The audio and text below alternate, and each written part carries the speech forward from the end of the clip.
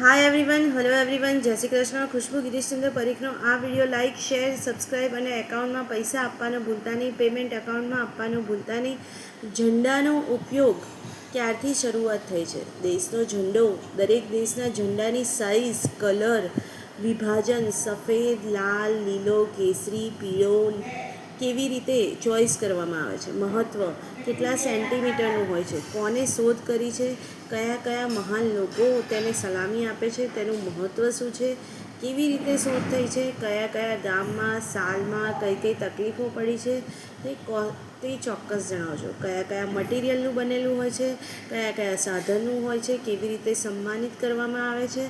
અપમાનિત કરેલું હોય તો કેવી રીતે તેનું સોલ્યુશન આવી શકે છે અને દુરુપયોગ ના થવો જોઈએ તે અટકાવી શકાય છે તે ચોક્કસ જણાવજો.